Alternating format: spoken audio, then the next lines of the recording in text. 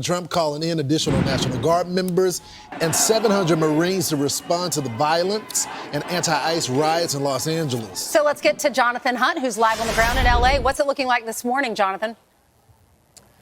Well, Ainsley, frankly, it is a lot less tense on the streets of downtown L.A. this morning than it was just 24 hours ago. We were standing here in front of the Metropolitan Detention Center yesterday morning talking to you guys. This entire street was blocked off. National Guard troops were stationed right across it. Now, as you see there's just a handful of those National Guard troops out the front of the Metropolitan Detention Center. So it is a different situation this morning. You definitely feel a lessening of the tension. Having said that, that is not to say that there were not intense clashes once again last night throughout downtown LA. Thousands of protesters were once again roaming the streets, trying to damage federal buildings. They were stopped from doing so by the National Guard, who ranged themselves in front of a cluster of federal buildings here. And then the LAPD, along with the LA Sheriff's Department, California Highway Patrol,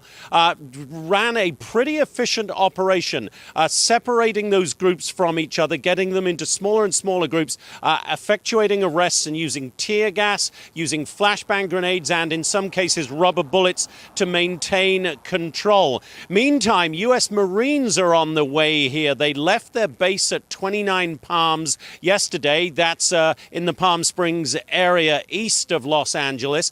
We understood that they staged overnight at Naval Station Seal Beach, but they should be on the streets of L.A. later today. That prompted this ex-post from Governor Gavin Newsom, who said, quote, "The Secretary of Defense is illegally deploying them onto American streets so Trump can have a talking point at his parade this weekend. It's a blatant abuse of power. We will sue to stop this." But given what we saw on Sunday, the very intense clashes, and the slightly less so on Monday, there is an argument that President Trump can make that the deployment of federal resources is working. In the meantime, the search for those engaged in violent acts on the streets of LA goes on.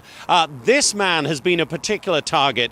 He was seen on video throwing rocks at law enforcement officers. Well, the Attorney General Pam Bondi announced on Hannity last night that they know who he is. Listen here to the Attorney General.